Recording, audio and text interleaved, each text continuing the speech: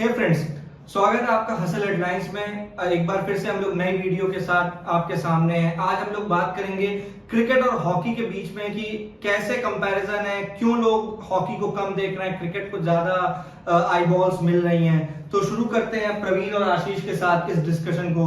Let's start. बहुत ही अच्छा point आपने उठाया है निखिल जी कि कमी तो मुझे लगता है इंडिया में ही है। इंडिया में ही लोग हॉकी इतना इम्पोर्टेंस नहीं देते, देखते नहीं है। अब लोग ब्लेम कर रहे हैं कि इतना इस हॉकी को और अदर स्पोर्ट्स को सपोर्ट नहीं मिलता, क्रिकेट को मिलता है।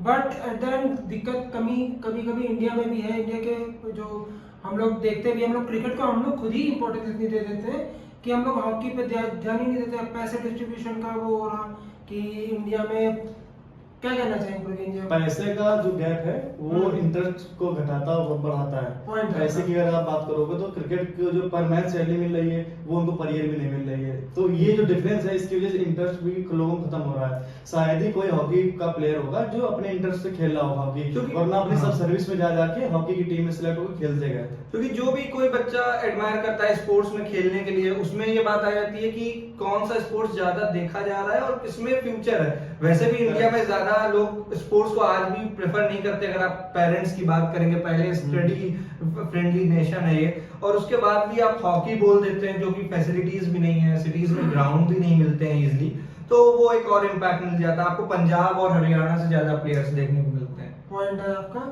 और इम्पोर्टेंस अगर पेरेंट्स अगर देते भी हैं स्पोर्ट्स में किसी गेम को, तो मेन इम्पोर्टेंस वो बच्चों को भेज देते हैं, भैया आप जो स्पोर्ट्स एकेडमी वो भी स्पोर्ट्स एकेडमी उसमें या क्रिकेट सिखा बच्चे बचपन से ही आप क्रिकेट पे ध्यान देते हैं।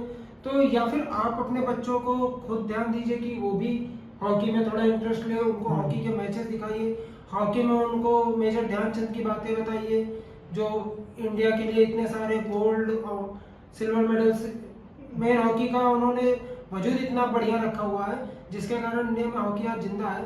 तो उनको आप वाली कहानियां बताइए, मेन उनके इम्पोर्टेंस बताइए, तो बच्चों में भी इंटरेस्ट आएगा, फिर वो भी हॉकी की तरफ भागेंगे। यहाँ इम्पोर्टेंस ही मेन क्रिकेट को दी जाती है। ठीक बात है।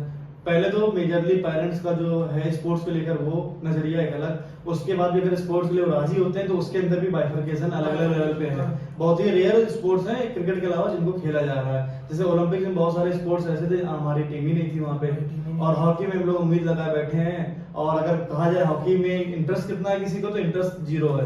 उम्मीद सबको है लेकिन इंटरेस्ट जीरो है, जब कोई देखने वाला नहीं है, सेलिब्रेट करने वाला। अभी इंडिया टीम आई थी लौट के, पूरा मरीन ड्राइव फुल था, और अभी ये लोग लौट के आए तो गिने चुने ही लोग गए थे, लेकिन हाँ फिर भी ठीक ठाक संख्या में पहुंचे थे वहाँ पे। बहुत बड़ी बात आपने कही है, पॉइंट नोट करने वाली। अब आप लोग खुद ही समझ लो, आप ब्लेम कर रहे हो कि कितने प्लेयर जा रहे हैं। 100-125 लोग गए थे गेम्स में पार्टिसिपेट करा है उन्होंने, उसमें आप कैलकुलेट कर रहे हो कि 100 मेडल ले आए। ये एवरेज है। चाइना, ऑस्ट्रेलिया ये इतने एवरेज वो गोल्ड ला रहे हैं, फर्स्ट डे ले आते हैं, फर्स्ट डे इतने एवरेज उनके गोल्ड आ जा रहे हैं कि आप यहाँ कंपेयर कर रहे हो कि एक गोल्ड नहीं आ रहा। गलती भाई अपनी लोगों की। ये एक इंफ्रास्ट्रक्चर और नॉलेज इंफॉर्मेशन का गैप है कि सचिन तेंदुलकर को शायद हर कोई बच्चा जानता होगा, लेकिन अगर ध्यानचंद का नाम किसी से पूछ लिया जाए तो शायद 10 में से 1-2 बच्चा भी अगर निकल आता है, बता पाए कि हाँ कौन थे, किस खेल को ये खेलते थे, तो वो भी काफी मुश्किल पड़ जाएगा। तो ये सोचने वाली बात है कि क्या गैप और क्या प्रोसेस का रह गया है। एक स्टोरी याद आ गई जो आप बता रहे थे ध्यानचंद नाम से, शेयर करना हमारे स्कूल में ही था। एक बच्चे से पूछा गया कि मेजर ध्यानचंद पर आप ऐसे लिखिए, तो भाई जिसको पता था उसने तो अपना लिखा ऐसे। एक स्पेशल बच्चा था, उसने लिखा था मेजर ध्यानचंद हमारे आर्मी में एक बहुत बड़े मेजर थे, उन्होंने शहीद होते तक भारत के लिए खूब सारी लड़ाइयां लड़ी, बॉर्डर पर वो कई दिनों तक तैनात रहे, लड़ाइयां उनकी मुठभेड़ हुई पाकिस्तान से, इसलिए उनको मेजर नाम से संबोधित किया जाता है। तो ये सब भरा है, बताओ कहानी नहीं पता। और टीचर ने, हम लोग थे, टीचर ने मार्क्स नहीं दिया उसको कि हाँ कॉपी तो बच्चा टीचर उससे भी पता, मगर टीचर को खुद नहीं पता 10 मार्क्स का। और जिसने फौज के बारे में लिख दिया उसको 8.5 मार्क्स मिले, और जिसने हॉकी के बारे में लिखा ध्यानचंद के, उसको 5 मार्क्स मिले। ऐसे स्पोर्ट्स टीचर होंगे तो फिर क्या मतलब फ्यूचर है बात हॉकी का? इंफ्रास्ट्रक्चर की भी आती है, तो इंफ्रा अगर आप देखोगे तो इंडिया में रेयरली ऐसा कोई कॉम्प्लेक्स होगा स्पोर्ट्स का जहाँ पे सारे स्पोर्ट्स अवेलेबल हो, इंक्लूडिंग क्रिकेट। शायद ऐसा कोई नहीं है यहाँ पे क्रिकेट भी होता है इंटरनेशनल लेवल का, और सारे स्पोर्ट्स हो, बहुत ही रेयरली एक दो गिने चुने हैं जो भी गुजरात में तैयार हुआ है वो वाला, एक गोरखपुर साइड है वो कॉम्प्लेक्स, एक दिल्ली में है वो कॉम्प्लेक्स, लेकिन वहाँ भी लेवल वो इंटरनेशनल का नहीं है। अगर लेवल कहीं पे मैच कर रहा है तो सारे स्पोर्ट्स नहीं है, सबसे बड़ी प्रॉब्लम है ये। इंडियन गवर्नमेंट को एक्शन लेना चाहिए अगर उनको स्पोर्ट्स को बढ़ावा देना। अगर वो उम्मीद लगा के बैठते हैं, अगर आप एयरपोर्ट पे उम्मीद लगा के बैठ रहे हो कि मेडल आएगा तो हम पहुंच के जाएंगे, मेडल छीन लेंगे और शाबाशी देंगे, उसके साथ फोटो खिंचवाएंगे और ये करें वो करें, तो भैया एक आपको भी एक स्टेप उठाना पड़ेगा। जितने भी स्पोर्ट्स ऑर्गेनाइजेशन है उनमें सारी फैसिलिटीज आप देनी चालू करो।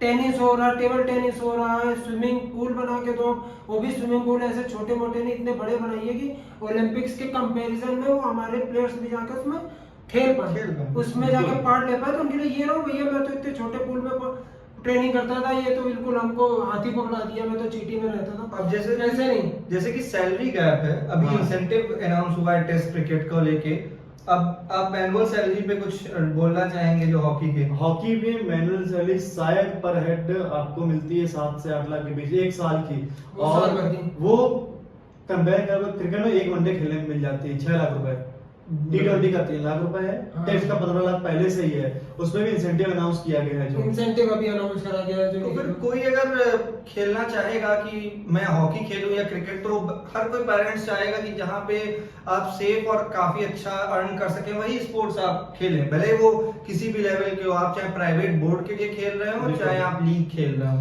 और उसमें अभी ये देखो कि जब इंडियन टीम जीत के आई क्रिकेट वर्ल्ड कप में, तो जो बीसीसीआई प्राइवेट बोर्ड है उन्होंने जो अनाउंस किया तो किया, वो तो एक अलग पार्ट है, स्टोरी पूरी अलग है, क्योंकि प्राइवेट में कुछ भी कर सकते हैं। उसके बाद स्टेट गवर्नमेंट ने अपने प्लेयर्स को 5-5, 6-6 करोड़ दिए, और हॉकी का अभी तक शायद किसी ने सुना ही नहीं, कोई प्राइज भी नहीं दिया गया इसको गवर्नमेंट की तरफ से, नहीं दिया वो भी गया। ओलंपिक्स के खिलाड़ी आपस में ही एक दूसरे को सम्मान देने के लिए, बिल्कुल। नीरज चोपड़ा जी ने कहा, वो भी साइना नेहवाल ने, किसी ने उनसे रिक्वेस्ट करा कि आप जब वापस रिटर्न आइएगा तो हाँ। उनको ही मार्च के लिए आगे जी। रखिएगा, हाँ। श्रीजेश जी श्रीजेश को आगे रखिएगा। तो ये आपस में ही रिक्वेस्ट हो रहा है, जबकि इतनी इंपॉर्टेंस, इतनी वैल्यू इनको पहले से देनी चाहिए, भेजने से पहले दो इंपॉर्टेंस। हाँ।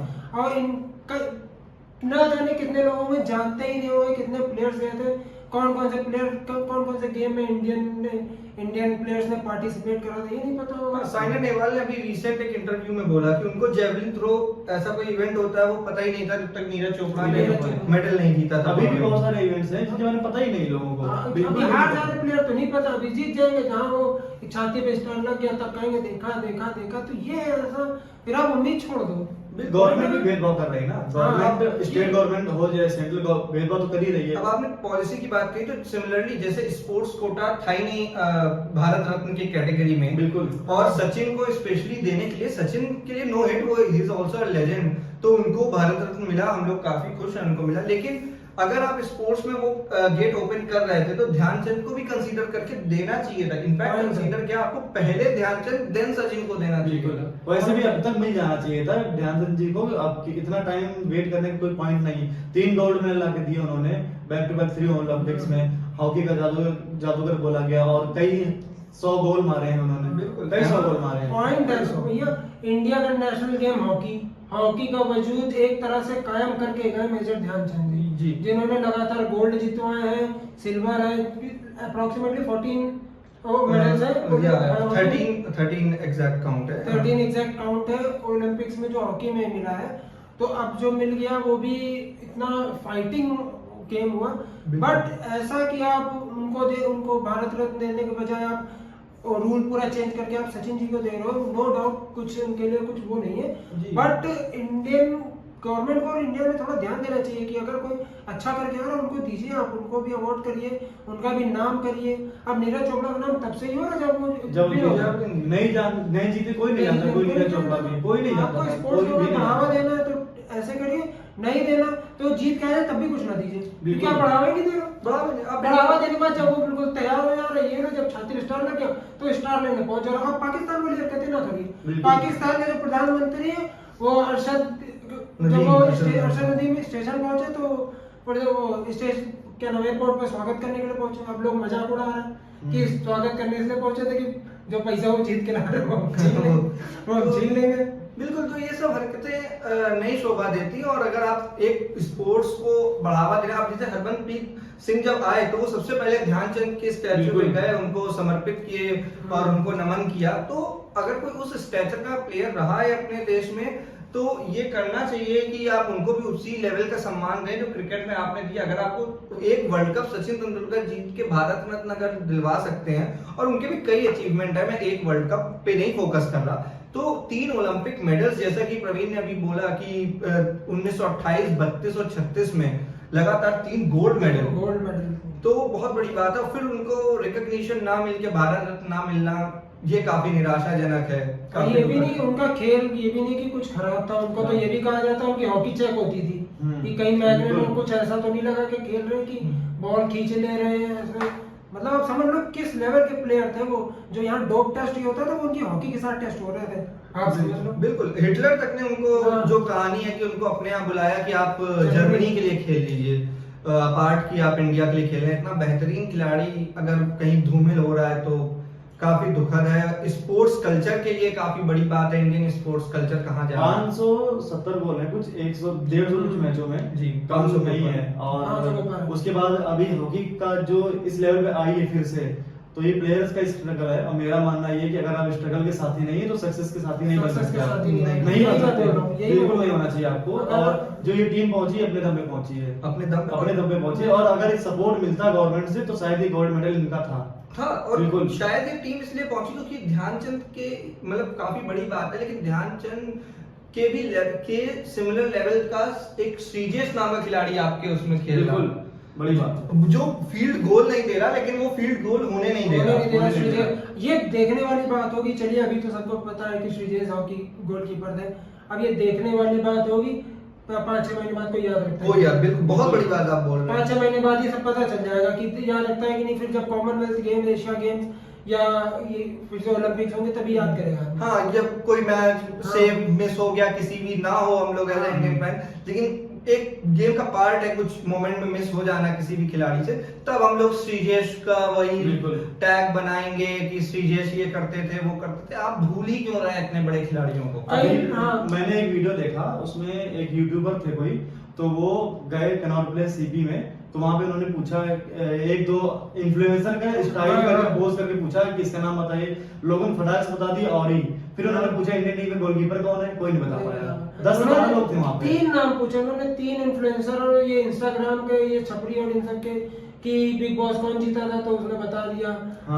कौन MC स्टैन, वो कौन है कि जिसकी 2 वाइफ है, लोगों ने उसको बता दिया। 2 वाइफ वाले का नाम बता दिया। अरमान मलिक का बिग बॉस में है, तो ये बता दिया, वो बता दिया। उन्होंने पूछा गोलकीपर कौन था हॉकी टीम का, लोगों को ये नहीं पता है नीरज चोपड़ा का पूरा नाम क्या है। नीरज चोपड़ा गोल्ड कप नीरज ने जीता था। तो कैसे लोग हैं इंडिया में, क्या ही कर रहे हैं, मतलब कैसे वो उनके लिए एक इंस्पिरेशन बनेंगे जब वो पहचान ही नहीं रहे इन खिलाड़ियों को। यंगस्टर्स के लिए इंस्पिरेशन कैसे बनेंगे? सचिन को विराट कोहली, रोहित शर्मा ने बचपन से इंस्पायर किया, सचिन ने गावस्कर को इंस्पायर किया कि मतलब इंस्पिरेशन थे वो लोग, उनको एडमायर कर रहे थे। ये सब जनरेशन टू जनरेशन चल रहा है। फिर अगर ऐसा लैप्स हो जाएगा तो फिर इन खेलों में कैसे खिलाड़ी आएंगे? मेरे हिसाब से ये सब के साथ इंफ्रास्ट्रक्चर में अगर गवर्नमेंट अभी ध्यान देना शुरू कर दे, और 1-2 ज्यादा नहीं 2-4-5 कॉम्प्लेक्स अच्छे इंटरनेशनल लेवल के बन जाएं, तो शायद हॉकी या और भी जैसे कबड्डी है, अगर ओलंपिक में आने वाला है, ठीक है, कुछ रेसलिंग में गोल्ड आ सकता, बहुत इजीली आ सकता है, बहुत इजीली वो भी आ ही गया था, वो बैड लक था वो, और कुछ नहीं था। और कई ऐसे खेल हैं जहाँ पे आ सकता है, बैडमिंटन में भी आ सकता है। तो अगर स्पोर्ट्स कॉम्प्लेक्स और फैसिलिटी के ऊपर डिपेंड करता है सारी चीजें। अगर इंडिया में अगर मेडल्स की कमी है तो उसके सॉल्यूशन नहीं मिल रहे, तो उसके सॉल्यूशन भी हम दे सकते हैं। जैसे आप इंडियन जितने भी अमीर हैं, अमीर लोग हैं, अमीर ज़्यादा हैं, अगर आप IPL में टीम्स खरीद सकते हो, इतनी महंगी करोड़ों की अरबों की टीम फ्रेंचाइजी ले सकते हो, उसमें पैसे लगा सकते हो, तो आप कुछ अच्छाई की तरफ से भी पैसे लगाओ। स्विमिंग की एक टीम बना सकते हो लीग में, बिल्कुल बना सकते हो कि नहीं? बिल्कुल। कुश्ती में आप एक टीम बना सकते हो, रेसलिंग में बना सकते हो, टेबल टेनिस में भी आप एक लीग चालू कर सकते हो। छोटी छोटी टीम से आप खुद भाई अब जैसे शाहरुख खान है, आप भाई कूड़ा करकट का भी प्रमोशन करोगे तो वो भी हो जाएगा। हो जाएगा। अगर आप ये टेबल टेनिस में आके एक टीम बना के उसका एक हल्का सा प्रमोशन डाल दो कि ये टीम है हमारी उतर रही, आप कम्पीट करने के लिए छोटे मोटे जितने बिजनेसमैन होंगे या आप ही के लेवल के बिजनेसमैन हुआ तो है कबड्डी वो में। सब आएंगे। कबड्डी देखिए, कबड्डी पिंक में पैंथर हुआ है। अभिषेक बच्चन क्या कूद गया अपनी वाइफ को लेके, ऐश्वर्या राय बच्चन भी आगे सपोर्ट करने आते थे सारे आई बॉल्स आ आई बॉल्स आके सब। अब वो एक तरह का उसको लेवल, इतना लेवल उसको बढ़ा दिया इस समय। 16 सीजन हो चुके हैं कबड्डी के, 16 एक्स्ट्रा सीजन हो चुके हैं। हाँ। ऐसे सारे स्पोर्ट्स के लिए हो सकता है। हाँ। अब शायद खो खो का भी शुरू हुआ है 2 साल पहले। तो आदमी 7 से 8 छोड़ता नहीं था, खो हाँ। कैसे कबड्डी आ रहा, बिल्कुल। सारी टीमों का नाम याद है, जब वो पिंक पैंथर ये वो सब नाम है। अब उसमें भी HIL का पता नहीं चला। हाँ। हॉकी इंडिया लीग एक शुरू हुई थी, हो गए उसके भी काफी सीजन, लेकिन अब वो भी कहीं गुमनामी के गुमनाम। अब वो सरकार की तरफ से हो रही इस पर, अब उसको कोई देख ही नहीं रहा। उसी में ये फिल्म स्टार्स और ये स्पोर्ट्स हाँ। कोई कुछ अमीर लोग जैसे नीता अंबानी अगर मनु भाकर को जीतने के बाद अगर उसको वेलकम करने के लिए पहुंच सकती है, पहले से ही अगर इतना कर दें, शूटिंग लीग बनाते लीग बना दे, लीग तो बना दे, मेन बात पैसे या की आती है, पैसा- छोटी पैसा या ओलंपिक की एक छोटी लीग तैयार कर दे, उसका कुछ नाम दे दें कि भैया ये लीग है, इसमें जैसे ओलंपिक्स में गेम्स होते हैं वैसे लोग खुद पार्ट करने लगेंगे। और स्कूल्स को आप इतना प्रमोट करिए कि जिसमें बच्चे हो एथलीट्स और गेम्स में जो बढ़िया परफॉर्मेंस दे रहे हैं उनको आप थोड़ा साइड करिए, उनके टैलेंट को यहाँ निखारिए। मैं थोड़ा सा हाईलाइट करना चाहूंगा, इंडियन गवर्नमेंट ने फिर भी रिसेंट 3-4 सालों में किया है बेहतर। जो खेलो इंडिया प्रोग्राम स्टार्ट हुआ, मैं ये हाईलाइट करना चाहूंगा कि